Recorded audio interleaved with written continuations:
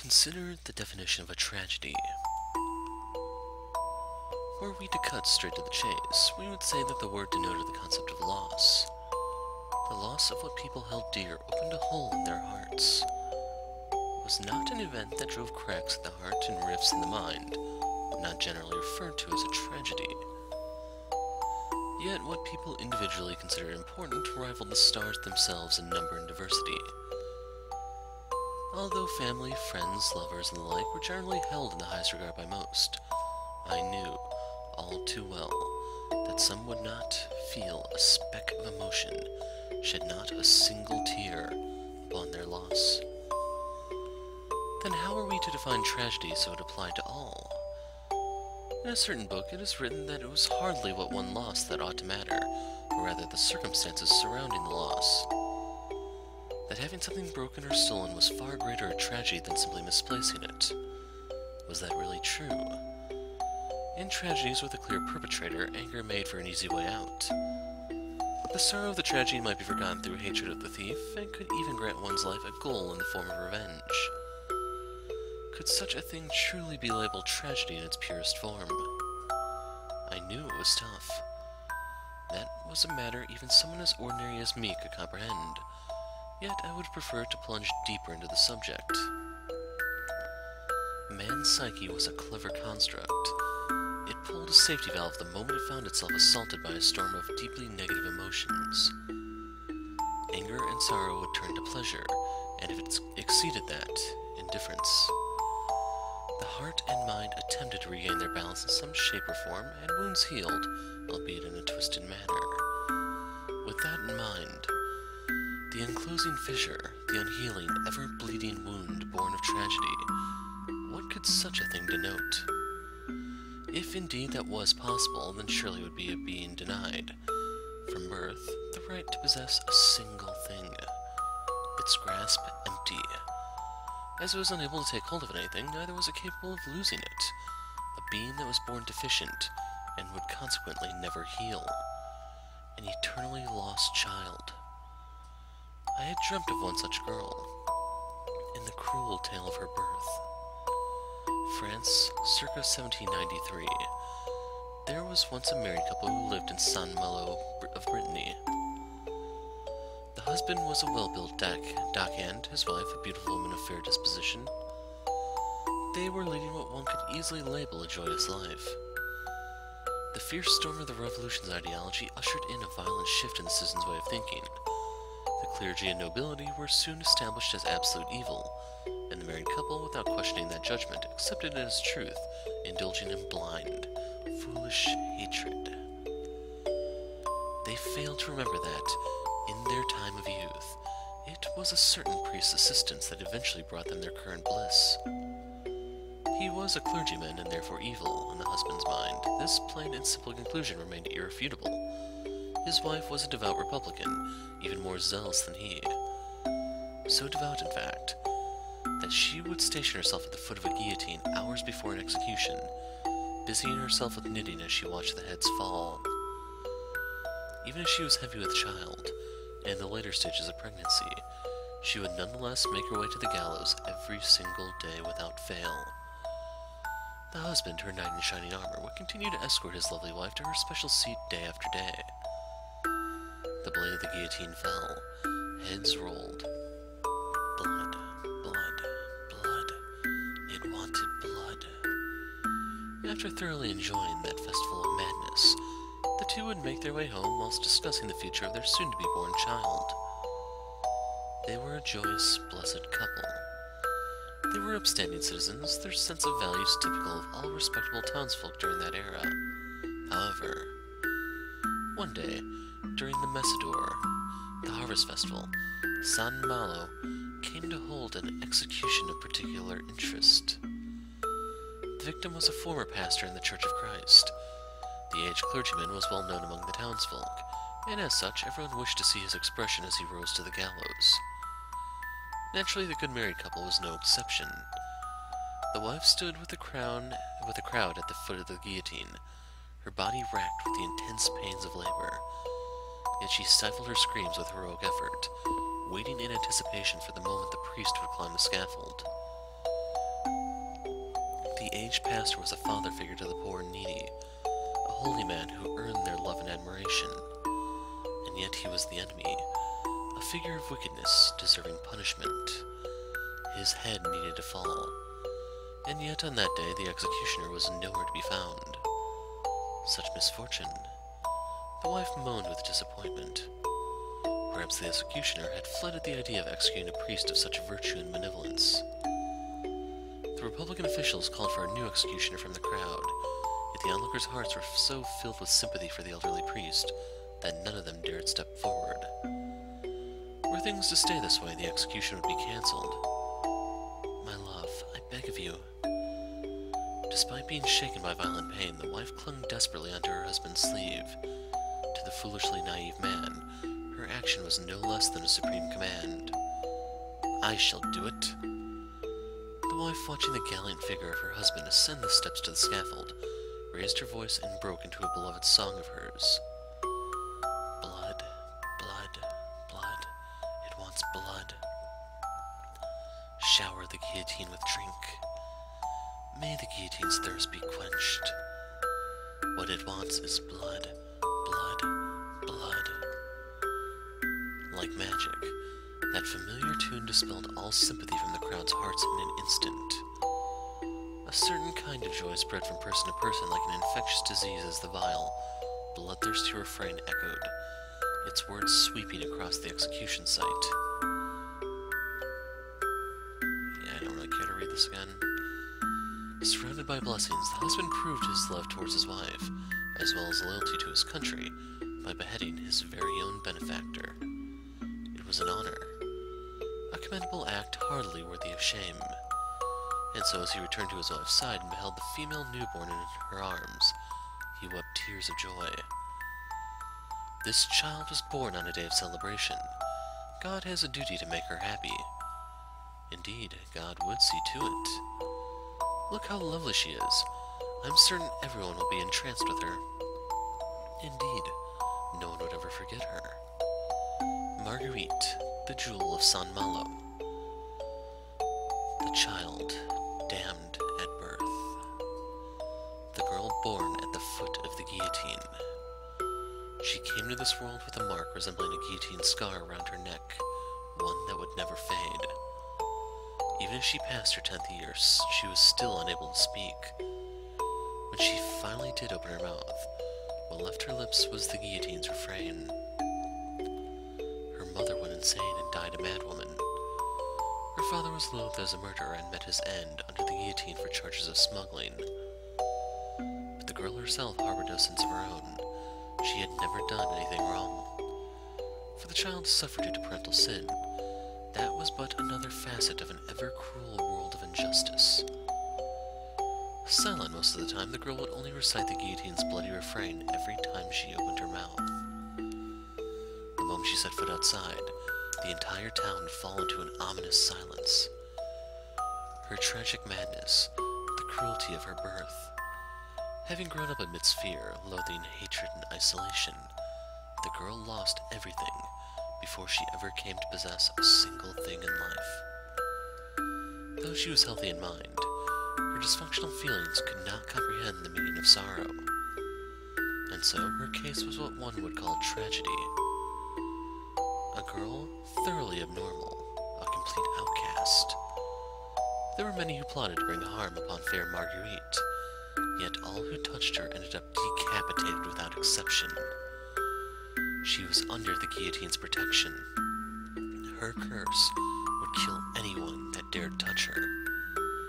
If we assume beauty to be fragile and fleeting, in constant danger of being trampled on, then her beauty was indeed no beauty at all, and yet neither was she hideous, but a vacant, empty void. Eternity itself.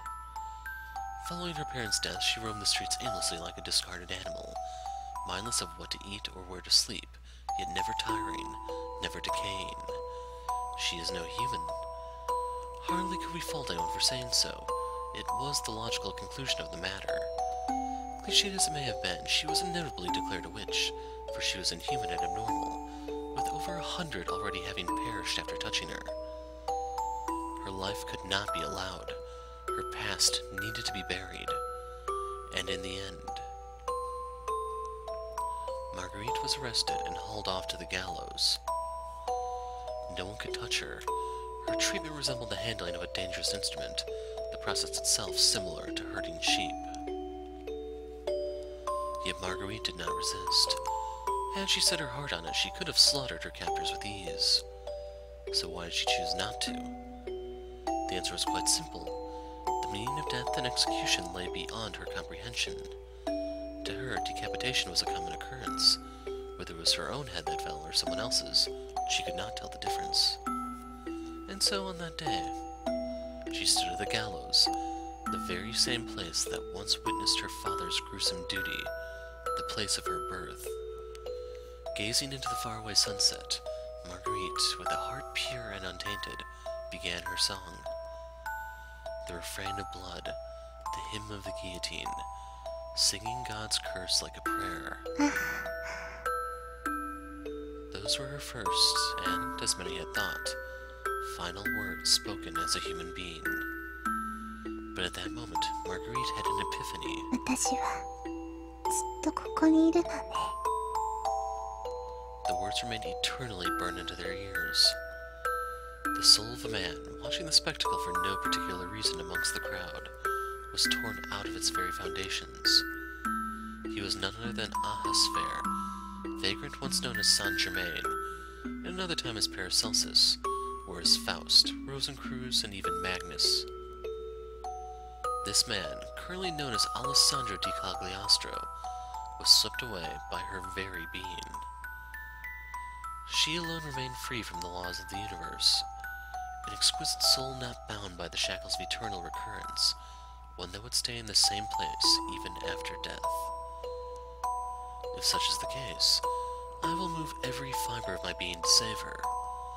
I shall kneel before her, reducing my very being to that of a slave. For the Princess of the Guillotine was a beauty transcending words. Gifting her with an appropriate necklace is my utmost. And thus her sentence was carried out. Marguerite's life came to an end. However, the jewel of Saint Malo lost not a shred of its luster. She had been born with nothing to begin with. As such, not even the loss of her life could grant her death. Ever since then, she had been all alone, singing endlessly in that eternal twilight, even to this very day.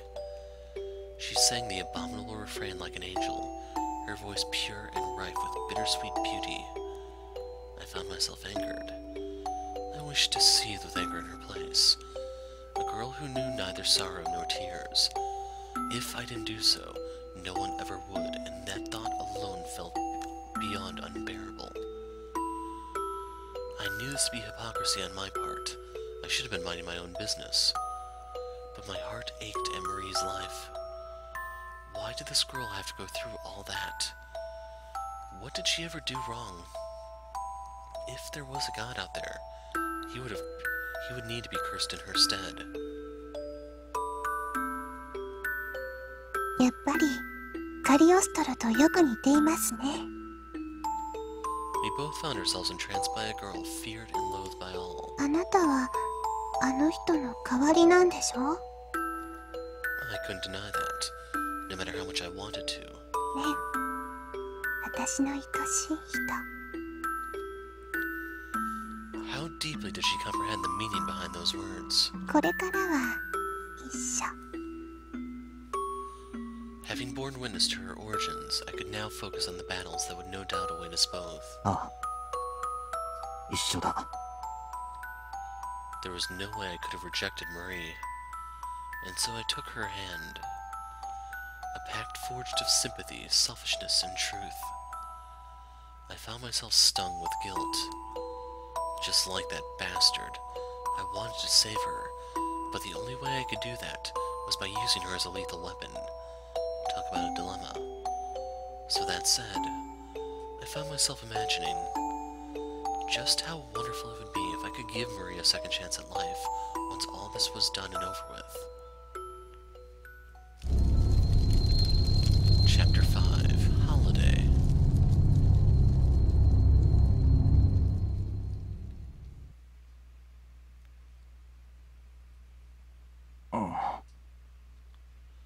morning, huh? This really was the first time in ages that I'd woken up so normally. I didn't have a nightmare, nor did I not get enough sleep. It would have been a stretch to call this refreshing, but I did greet the morning feeling very peaceful. Marie, both the calamity slumbering within me and a girl with a life laden with tragedy. I couldn't get rid of her curse, but I should have been able to control it. After all, now that I'd attained the Yedzira degree, I could give her shape and direction. Marie wouldn't be committing any indiscriminate killings, at least not while she stayed with me. She hadn't the slightest speck of desire to kill anyone. To her, beheading those in her vicinity was no different from breathing. It was not her fault she ended up like that. She was simply born that way. I'd never been philosophical enough to even consider one's birth being a sin. 仕方ないよな。 You couldn't charge a gun or a knife for a crime. Much like in the case of Cosme, I, as the wielder, had to shoulder all the responsibility. From now on, I'd take things in my own hands and wield this curse in order to put an end to whoever was responsible. Reaffirming my determination, I decided to get up. Today was a Sunday, so I figured I'd take a shower to fully jolt my senses awake. As for how I'd spend the rest of the day, guess I hadn't thought that far yet. There was this, how would I put it? Strangely soft something pressing against my hand. Oh.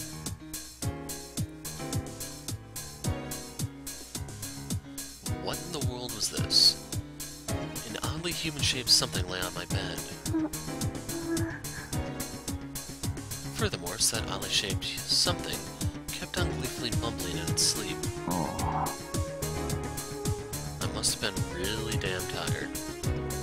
Last night was hell, then I had this traumatic nightmare, not to mention the thoughts of how I'd go about fighting these monsters swirling through my head. The bottom line was that I had my fair share of problems to comb through. So this hallucination, for surely that was the case, seemed awfully realistic. That kind of thing happened from time to time. I'd accept it as one of the cosmos' many mysteries and go back to sleep. With that said, good night. So I closed my eyes, but get this, the hallucination refused to leave. In fact, it was quite adamant on clinging on to me.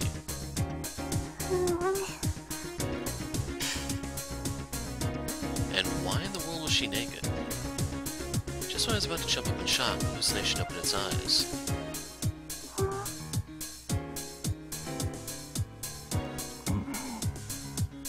We spent a few minutes just staring at each other. She regarded me with a puzzled look, her pair of emerald eyes never once leaving my face. Then parted her tiny lips to speak. おはようございます。いい天気ですね。 Well, you could say that. No, enough of that. Time to face the facts. This was real. マリー？はい。 Why was she here? その悪い。よくわかんないんだが。これからは一緒だって言いました。ああ。Yeah, we did. But I was more interested in how this current state of affairs was physically possible at all. I wasn't go with the flow enough to be able to accept this with a wave of the hands, and oh, she's so cute, who cares? Or, it's a miracle born of love, without any sort of reasonable explanation to back things up. That kind of fairy tale bullshit wouldn't fly with me. That said, even if I did ask her, I doubt she'd have an answer. So, if I were to force some semblance of logic into this, this is how I'd go about explaining it. I learned how to form my Ananurbe, which also made it possible for me to form Marie, the very soul housed where I said Ananurbe. Explanation over.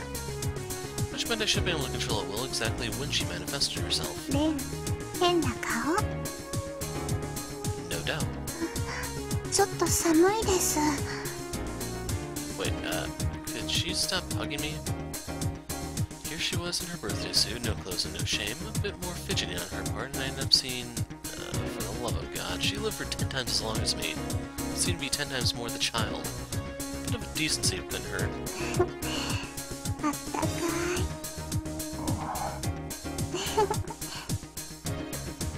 I tried. I could have tried to explain to her how boys and girls stop sleeping together in the same room after a certain age, but I highly doubt the wonderful values of our country would make sense to her. Considering how she led her entire life without knowing the touch of another, mistreating her now would feel inhuman. 気持ちいいね。レンの体。 And I would have really appreciated that she's kept those oh so easily misunderstood phrases to a minimum. Either way, I figured I'd... キュッてして。了解。 It'd be best to give in to her demands. She might end up going back into the Irae if I pleased her. くすぐったい。 Yeah, could she cut me some slack over here? This was no different from patting a lost child on the head, nor would it cause any perverse thoughts to bubble on the surface of my... Well, maybe that last part wasn't completely true, but I was doing my best. なあ、ってわけで、あんまりゴソゴソ動かないでくれ。どうして？男もいろいろと大変なんだよ。男？ Marie gave me a confused look, then slid her hand down my chest. ない。 Well, duh. Whoa. Hold up, for the love of God, that hand needed to say where it was. うるさい。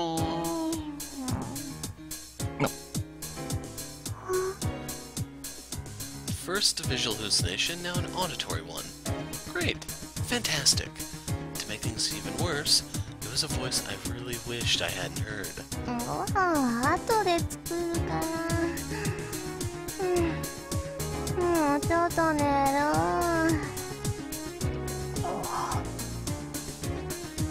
Okay, a reevaluation of the situation was clearly in due order. Maureen was right in front of me.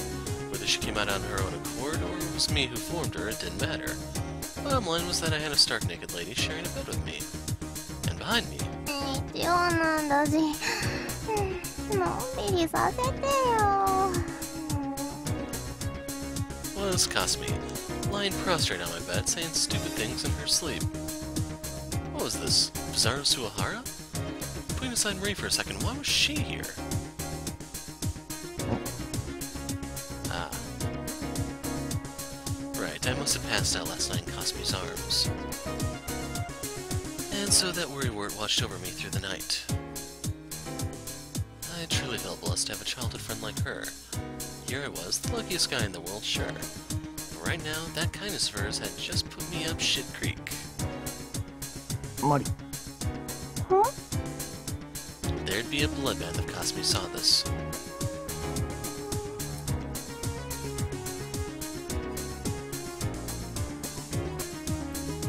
頼む。今すぐ隠れてくれ。 I don't really know what the difference between the two would be. 隠れる？そう、見つからないように。ベッド潜っておとなしく。おとなしく。あと、なるべく厚みも消すように。人がいるってバレちゃダメだぞ。どうして？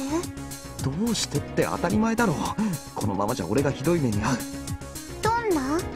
いや、具体的にどうなるかはわからないけど、愉快な展開には絶対なりそうにないんだよ。ああ、もう。How was I supposed to get through to her? Besides, she was basically a spirit, so couldn't she just appear and disappear at will? だから、うるさい！ Shit.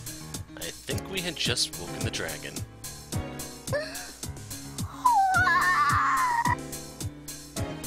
I didn't realize she could make that kind of sound. Basically, this is what she had just witnessed. Me with my shirt boldly unbuttoned, and a young blonde girl clinging onto me, her hand resting upon my exposed chest. Yep, no way in hell I was getting out of this. No further explanation needed.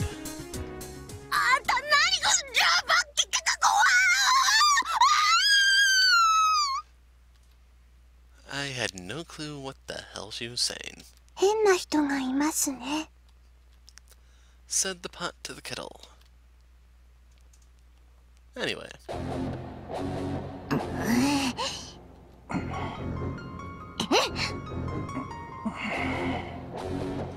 Kasumi shot a vicious glare at me, accompanied by a highly ominous background music. なあ。なんで俺正座させられてんだよ。自分の胸に聞いてみなさい。 She really had blown her fuse, no doubt about that. あんたってやつは本当に Couldn't exactly blame her though. 桜井さんと付き合ってるくせして私にあんなことしたと思ったら今度は見ず知らずの怪人さんをかどわかしてくるなんて一体どうしちゃったのよ。そりゃ昔からちょっと感じ悪かったし変なやつだし何考えてるか分かんないところはあったけど少なくともいい悪いの区別くらいはついてると思ってたのに。 So basically, she believed I was the scum of the earth, the lowest of the low, the sorriest excuse for a guy. In short, a threat to all womankind. それでもう一回聞くけどあの女の子いつどこから連れてきたの？答えられないような筋から引っ張ってきたんかこの腐れ毛だ。だからちょっと待てよ。待たない。そういやあんたシロと一緒でもともとチンピラ属性なの忘れてた。今でもたまに怒ったら口調がベラン名になるもんね。おうおう姉ちゃんいい体しとるやないけ。なんやったらわしんとこ来えへんか。あそこでヒーヒー言わせたるで。とかなんとか言って連れ込んだんでしょこの悪党。言ってねえよ。Besides, that was totally not how street punks talked. だいたい昨日の夜は俺が先に落ちたんだぞ。その後お前がずっと枕元にいたってのにどうやって姉ちゃんかどわかしてくるんだよ。そう言われると確かにそうね。お前部屋の鍵閉めてたか？閉め忘れたんだな。つまりそういうことだろ。でもなんで裸なのよ。こっちが知りたいわそんなもん。 Anyway, guess I'd just lie my ass off here. Not gonna let a chance like this slip by. じゃああの子は裸でフラフラ外歩いててたまたまこの部屋の鍵が開いてたから侵入して挙句あんたのベッドに潜り込んできたって言いたいわけ？残念ながらそれしか考えられないようだ。人事みたいに言うなバカ。ありえないもん。そんなの信じらんないもん。絶対あんたがよからぬことをやったに決まってるんだもん。そう言われても俺には何もわからないんだもん。だから真面目に話を聞かんか。 She grabbed my sleeve and tried to jerk me around, but that wouldn't change a thing. I seriously couldn't come up with any other excuses. なあかすみ、少し考え方を変えてみよう。例えば刑事が泥棒をトイレの個室に追い詰めたとする。いわゆる袋のネズミ状態だ。それで？それで刑事は鍵のかかったドアを蹴破り個室に突入するんだがそこに泥棒はいなかった。知らないわよそんなの。いやちょっと真面目に考えろ。割と大事な発想だ。天井に穴開けて出て行ったとかじゃないの？違う。天井は刑事からも丸見えだ。当然窓なんかもない。じゃあ無理じゃないの。っていうかあんた一体何が言いたいのよ。だから常識に縛られるなっていうことだよ。一見ありえないようなことでも他に答えがなければそれが真実。ちなみにこのケース泥棒は水栓から流れていったっていうオチな。めちゃくちゃ言ってんじゃないわよスカポンタン。そんなことできるわけないでしょ。でも他に答えないだろう。じゃあ何か？お前は夜中に俺が抜け出して姉ちゃんさらいつつあれやこれややってる最中全然気づかずに寝てるほど鈍いのか？剣道やってる割には勘が働かないんだな。はっくっちーグリーンたまきた表でのこっちくそー。 Damn it, I was all out of options. Yeah, I shouldn't have expected my lies to keep on fooling people forever. In which case... レンをいじめないで。 Stop bullying Ren.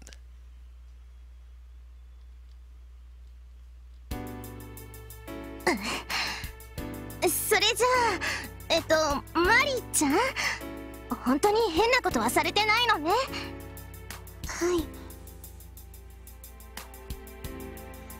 A truly bizarre scene unfolded before me. 私の大事な人にレンがとても似てるからずっと話したいと思ってて。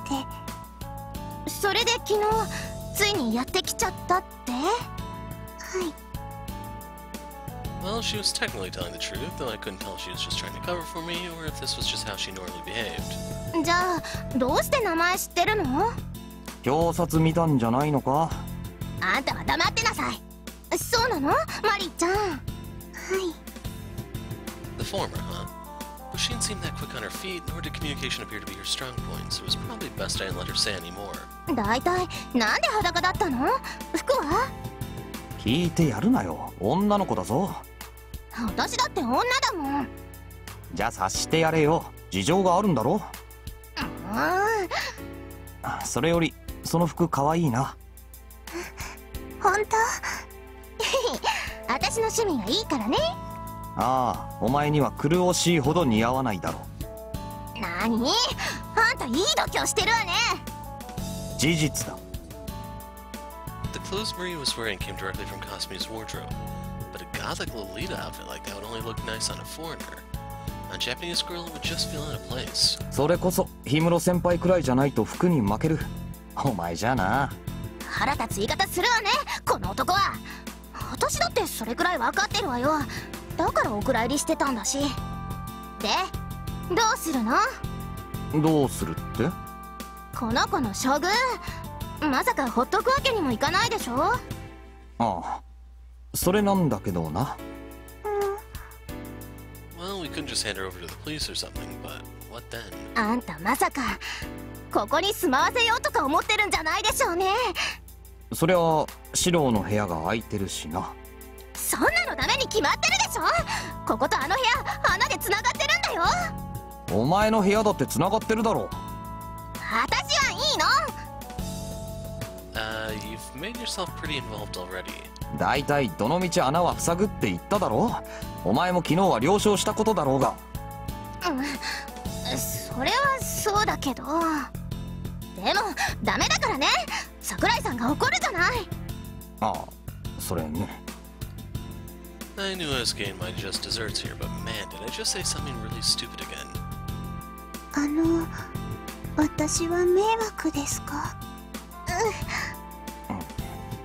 両親が痛まないか、かすみ。うるさいわね。だからってそれとこれとは違うのよ。日本国憲法は偉大なのよ。俺は9条あたりそろそろ改正した方がいいと思うんだけど。あんたの野蛮な理屈なんかどうでもいいのよ。とにかくこの子はしかるべきところに連れて行かないと。私レンと一緒にいたい。かすみは私のことが嫌い？いや、そんなことは。他に知ってる人がいないの。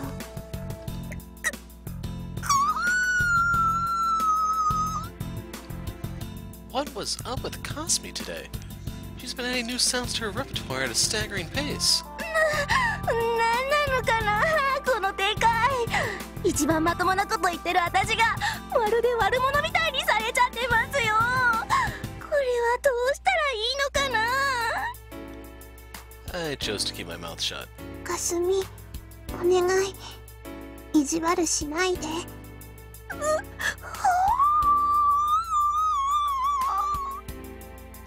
Cosme's trembling began to reach a point where she was starting to look more and more like a person with a condition. I unconsciously tried to hide Marie behind me, but... ごめんなさい、お母さん、もう私ダメです。 Cosme tackled her to the ground at full force. ちょっと、かすみ。いやー、もうダメよ、そんな子残ったらかわいすぎ。ねえねえねえ、あのやつほっといて私の部屋おいでよ。お菓子あるよ、ケーキあるよ、服とかもういっぱいあるある、うるせえよ、中国人かお前は。あるよ。うるさいバカ。あんたは隅の方で体育座りでもしてなさい。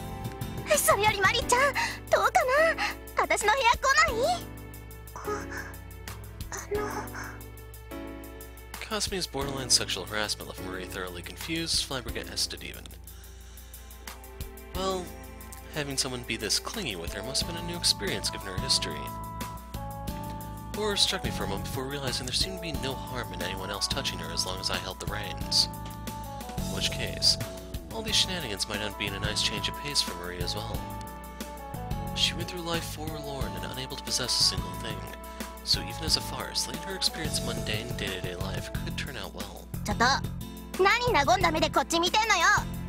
あんた変な趣味あるんじゃないの？お前が言うなよ。だいたい日本国憲法はいいのか優等生。問題なし。可愛いは正義。そうか。Revising laws without any guiding principles had its limits, you know. In her case, stupidity as justice would have been a million times more apt. レン。ああ、ちょっと我慢してろよ。すぐ終わるから。Cosme's off-kilter insanity wouldn't last forever either way. And just to back up that very thought of mine, Cosme climbed off Marie, seemingly satisfied for the moment.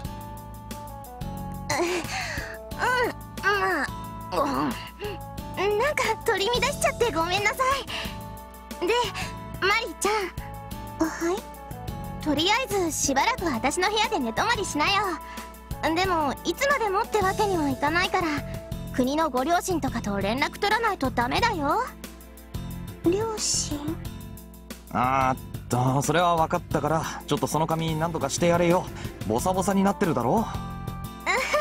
そうだね。ごめんごめん。じゃあマリちゃん、私が可愛い頭にしてあげる。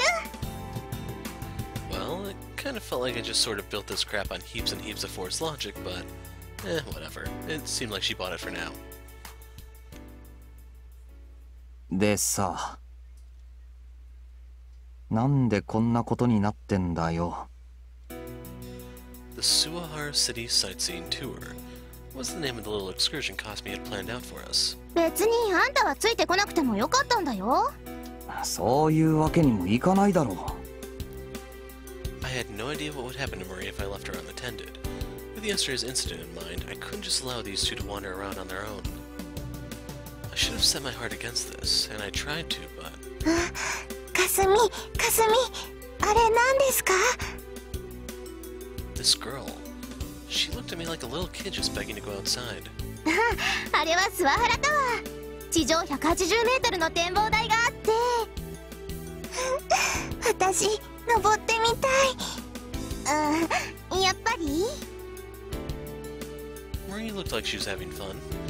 I didn't know what level her emotions functioned at, but she was already giving me a somewhat different impression compared to how she acted in my dreams. Perhaps her connection with me had made her more human-like.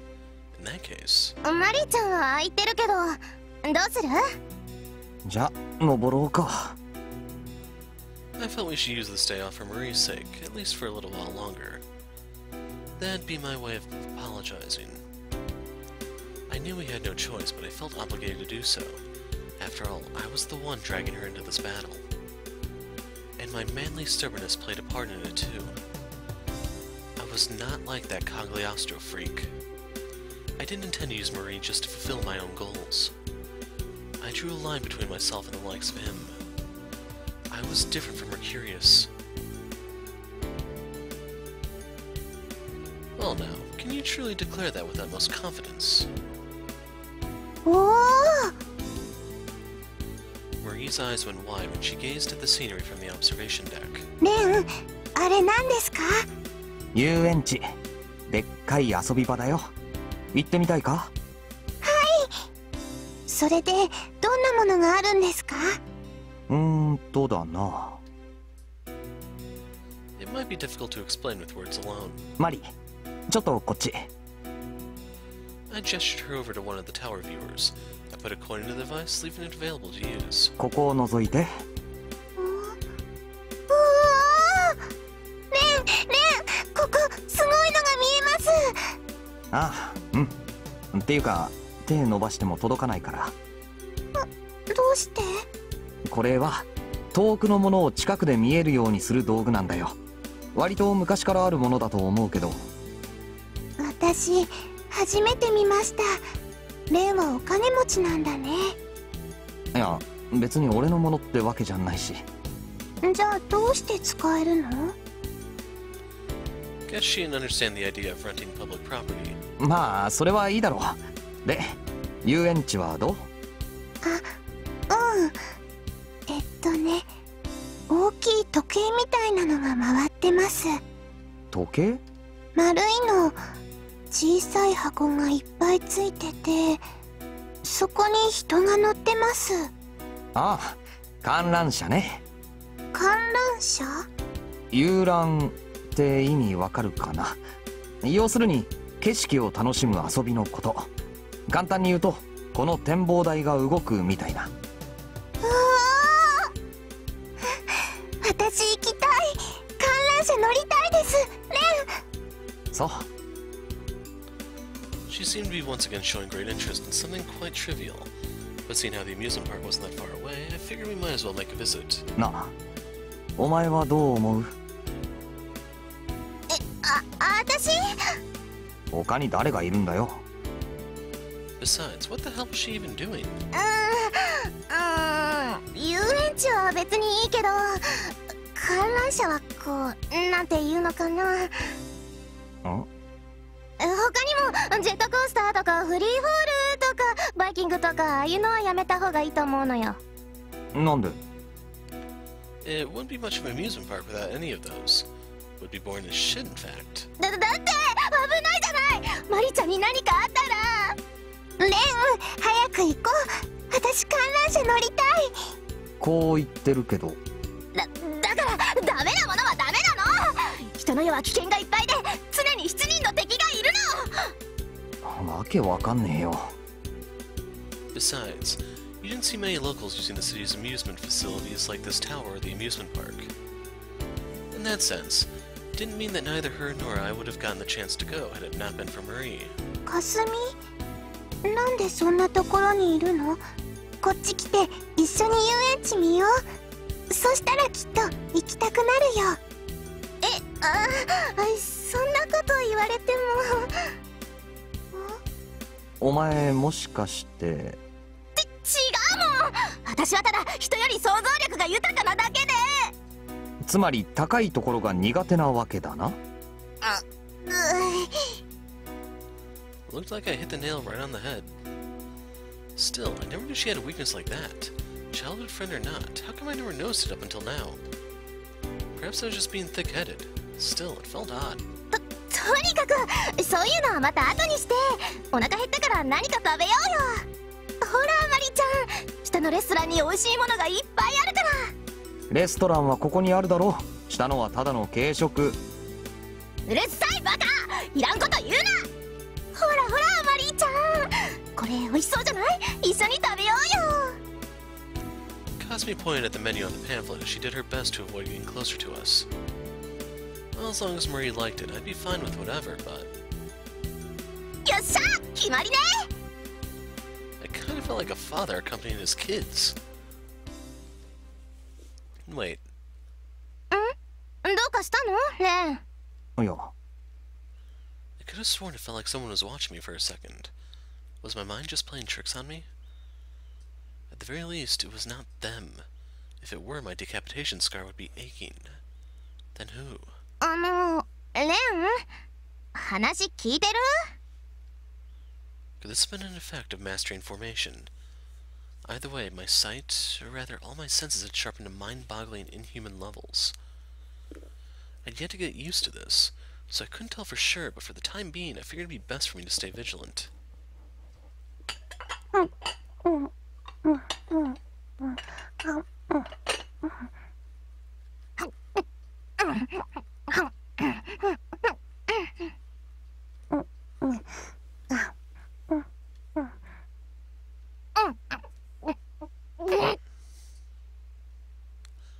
I was trying my best here.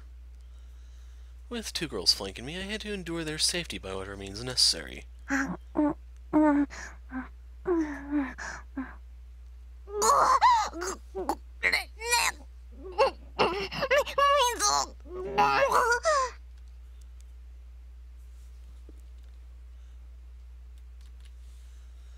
But from what I could see, there was a certain something else I had to keep an eye on. だから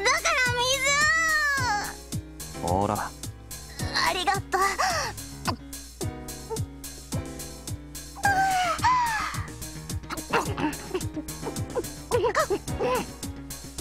いやお前、どれだけ空気だよ。なんで負けられないんだな。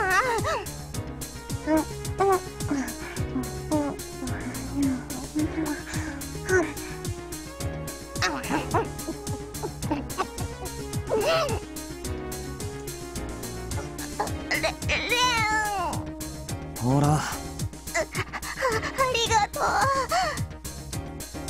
This was giving me a headache. Resting right in front of me were two jumbo-sized parfaits that I couldn't help but find a perversion of nature. You could have it for free if you ate the whole thing within a half hour, but this was clearly not built for human stomachs. And yet Marie... 美味しいです。 kept munching away at her jumbo parfait with an unruffled expression, her cheeks stuffed like a squirrel's. Kasumi likely took that as a challenge as she began devouring her own parfait at mock speed, regardless of the time limit.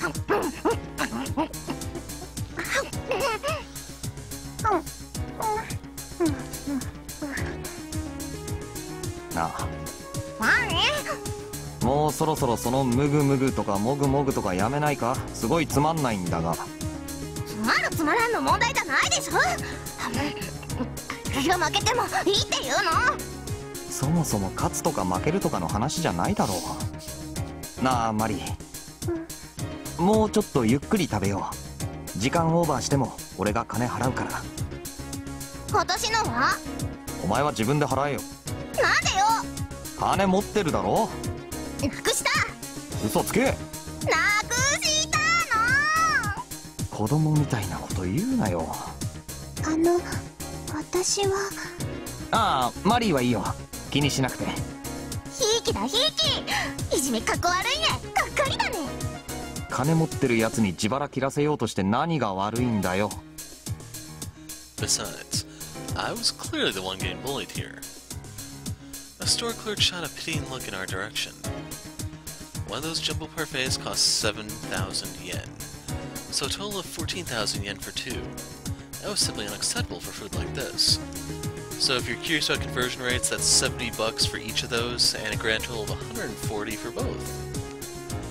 And unfortunately for those types of promotional meal things, that's kinda normal. Like, it may seem like a ripoff, but that's kind of how they get ya. 分かってるわよ。冗談だもん。そんな嫌そうにしなくてもいいじゃない。でも私本気でお金払う気ないからね。絶対時間内に完食してやるんだから。自分でケツ取る気なら俺も文句はないけどな。冷たい。あ？レンは最近冷たいよね。私にばっかり。Sulking wasn't going to change anything. いいもんいいもん。彼女いるくせに他の子にも色目使うような男はいらないもん。あんただ。いいもんいいもん。彼女いるくせに他の子にも色目使うような男はいらないもん。あんたなんか桜井さんに締められちゃえばいいんだ。 Well, I was planning to make sure it never got to that. 二人とも喧嘩しないで。これあげるから。いや、それはマリーのだから俺たちが食べちゃダメなんだよ。 Besides, I wasn't a huge fan of sweets either way. そうなの？みんなで食べた方が美味しそうなのにね。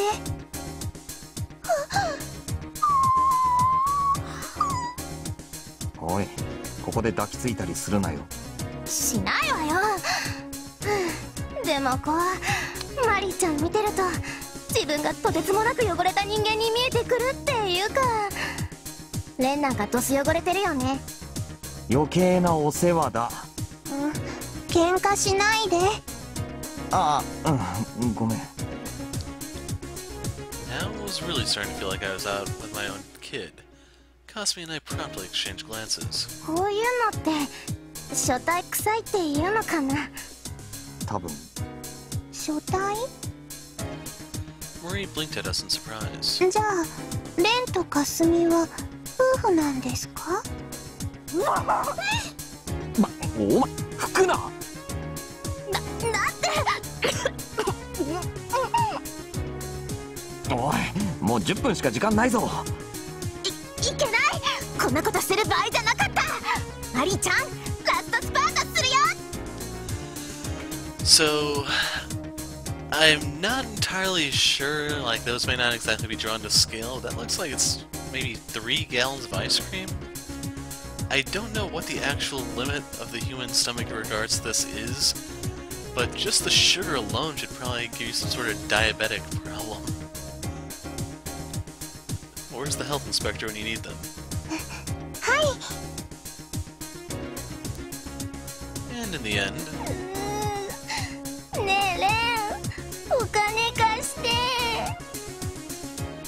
I sort of figured it'd turn out this way. この間無駄遣いしたから今月きついの。わかったよ。My choker was probably part of that wasted money, so I ended up paying for the whole thing in the end. My only salvation was... 美味しかった。また来ましょうね。 Then Marie finished her parfait right within the time limit. そんなに痩せてるくせに。 Seriously, where did those 6 kilograms of jumbo parfait disappear to? Perhaps her stomach was connected to some sort of bizarre parallel dimension. じゃあ次はどこに行くんですか？ Either way, she seemed to be enjoying it, and that was what mattered the most.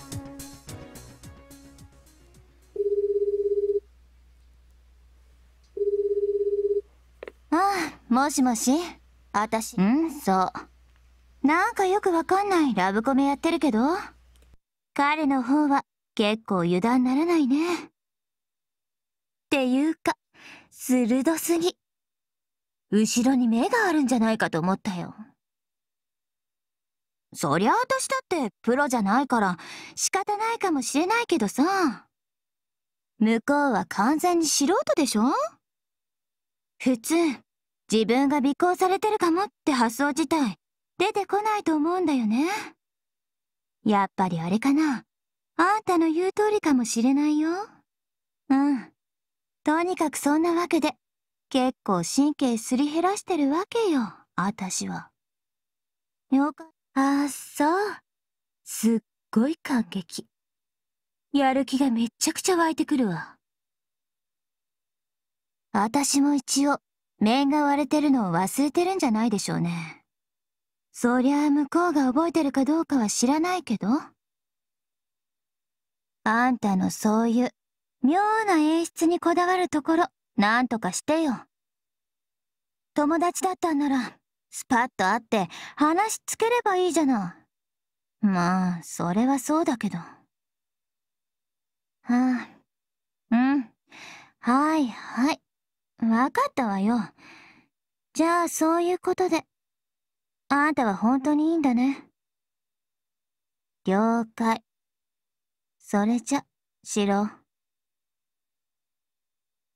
あんたの彼氏、連れて行くから、せいぜいおめかしして待ってなさい。うわ、も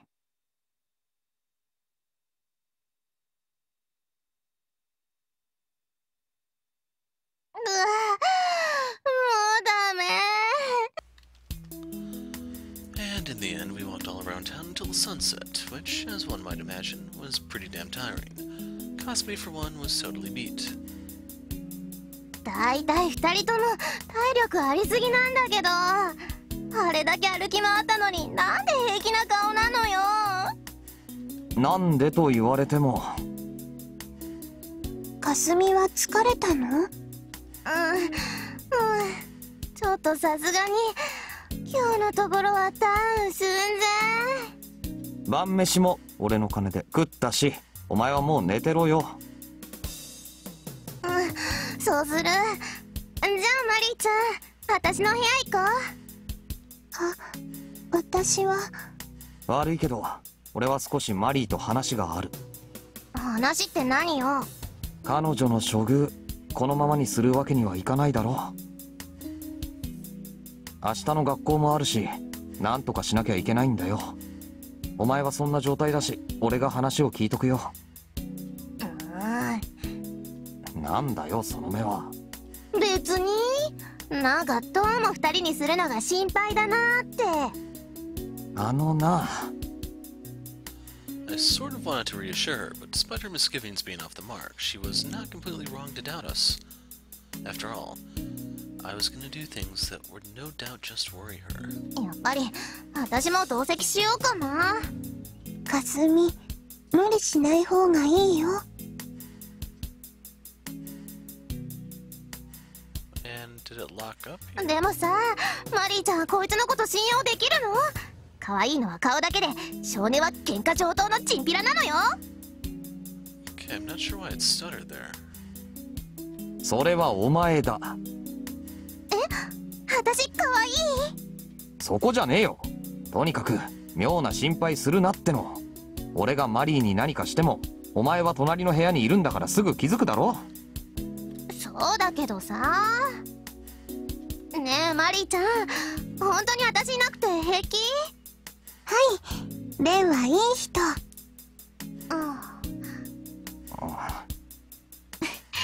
かった。どうも私この子の笑顔に弱いみたい。じゃあレン、あとは任せたからお願いね。あ、お前はゆっくり寝てろ。それから。はいはい、もう壁の穴は使わないって。鍵開けとくから、マリーちゃんは話が済み次第私の部屋に来るんだよ。 And with that, Cosme returned to her own room. Okay, now we just had to... どうしたのレン。ああ、悪いけど30分くらい何か適当なことを話そう。どうせかすみが壁に耳を押し付けたりしてるだろうから。Marie had no idea why I insisted on that, but she went along with it. And about 30 minutes later... ごめんな、かすみ。I muttered her name in a low tone, reflecting back on what could very well end up being the final laid-back day in my life. 俺は楽しかったけど、マリーはどうだった？楽しかったよ。レンと同じ。そう。Good.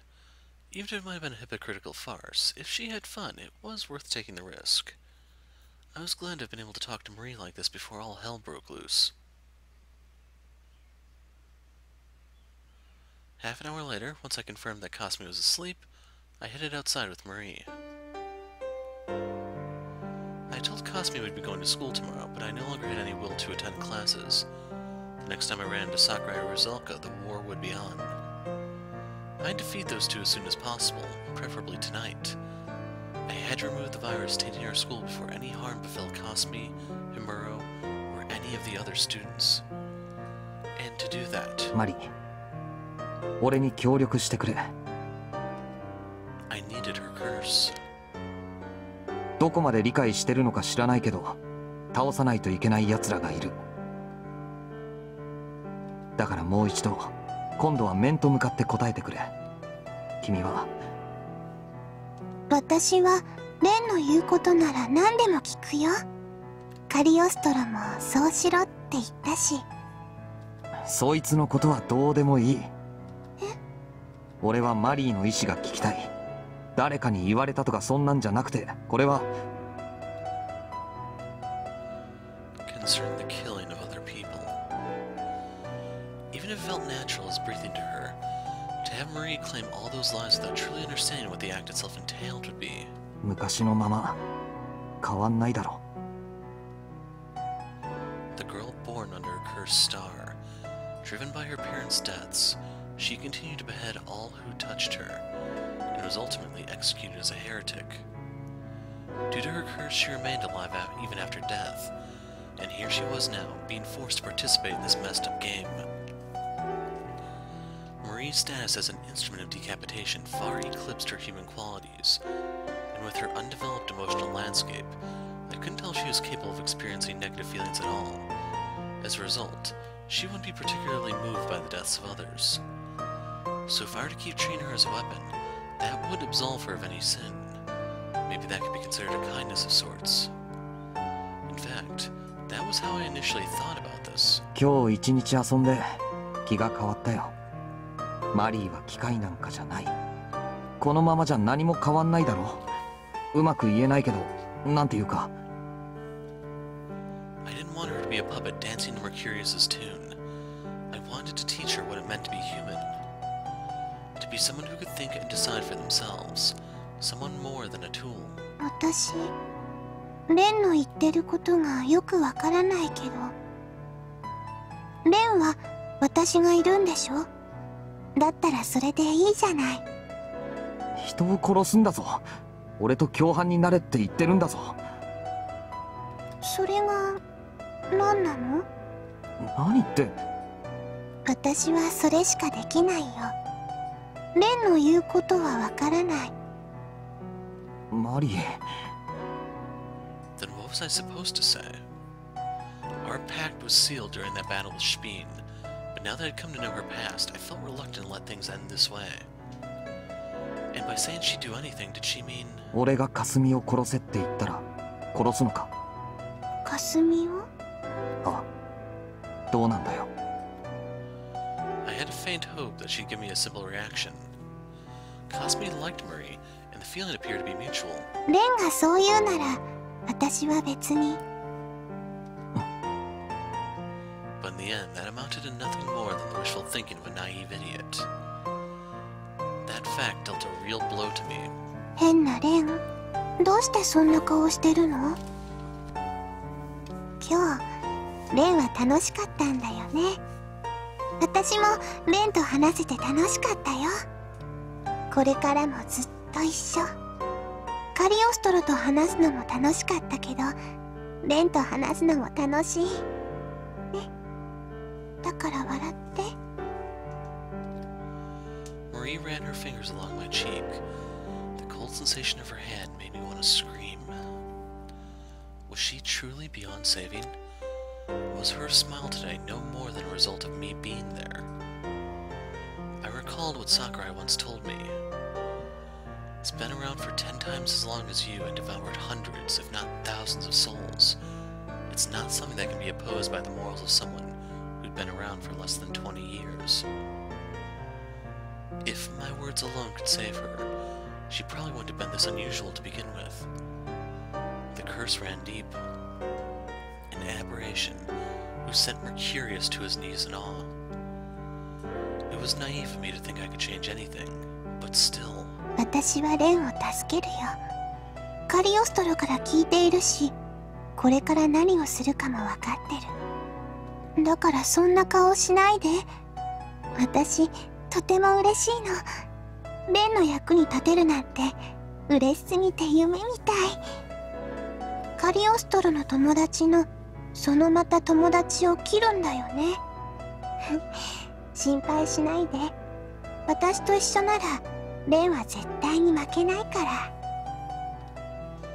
The most wretched and most beautiful soul ever birthed by mankind. So I could basically surpass all those bastards with her help alone. Then what purpose was there in using Kasumi to gather those souls? There was still so much I didn't know. On top of that, Marie hadn't changed at all. Not since that day at the gallows where she had claimed to forever remain there. She had stayed in place all this time, never taking a single step forward. That might have been ideal for me in a sense. She would only repeat the sole action of decapitation over and over again. But I... レンは私がいるんだよね。If she was going to endlessly repeat something, I at least wished it'd be something fun. And I wanted to open Marie's eyes to that. She never asked for any of this, and instead accepted the hand she'd been dealt because she didn't know any better. If I could teach her one thing, if it'd be to treasure experiences like the one we'd had today. 私とレンは似てるってカリオストロが言ってたよ。でも私とカリオストロは似てないの。そしてレンとカリオストロはよく似てるの。面白いよね。こんがらがっちゃう。モンシェリ。私はあなたのものよ。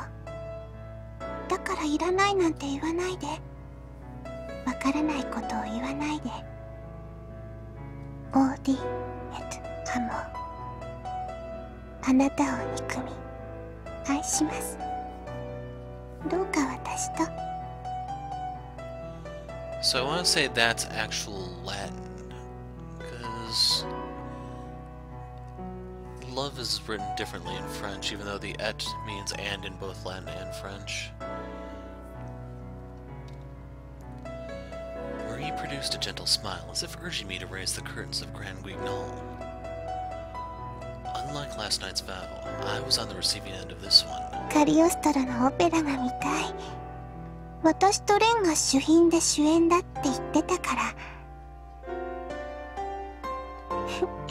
きっとそれは楽しいよ。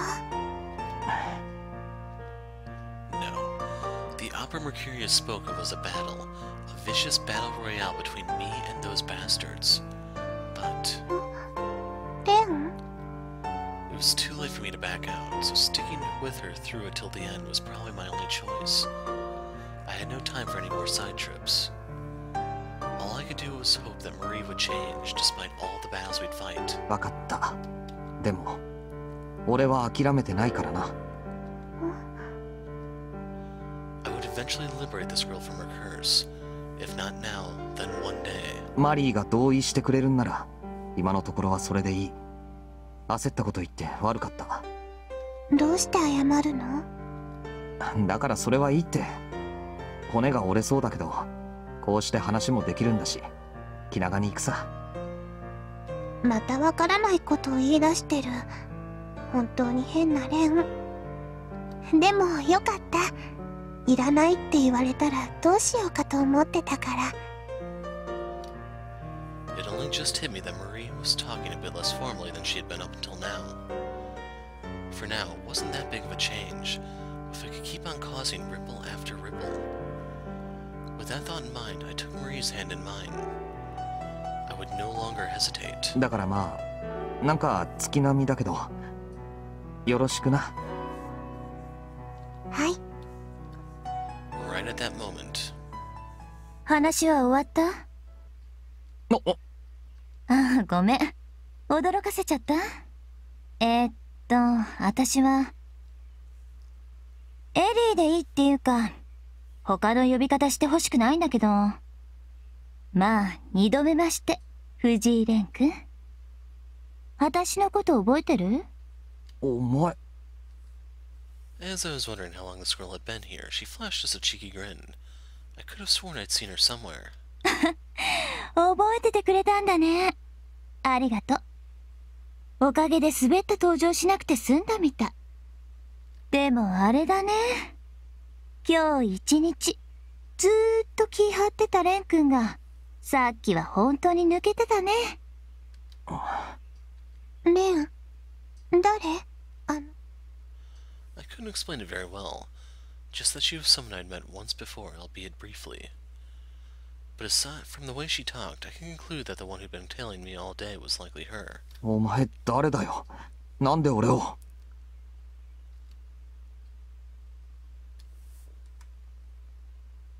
知ってるのかって？うん。敵の敵は味方かもって論理でこっちは動いてるんだけど、なんか思ったよりまともなリアクションするんだね。どうしようかな。The woman gave me a teasing look as she made a self-important pause. The look in her eyes remained both suggestive and provocative, like she was constantly amused. It bore a surprising resemblance to his. シローがあんたに会いたがってる。顔貸してよ、殺人犯。I couldn't decide if I should have been glad, exasperated, or annoyed. But it seemed like I wasn't able to completely cut ties with a certain idiot after all.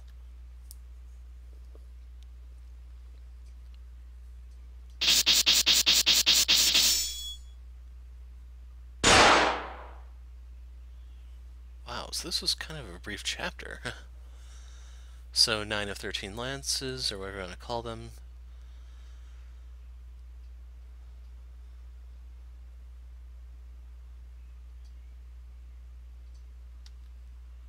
Two of 8 swastikas. And that concludes the holiday.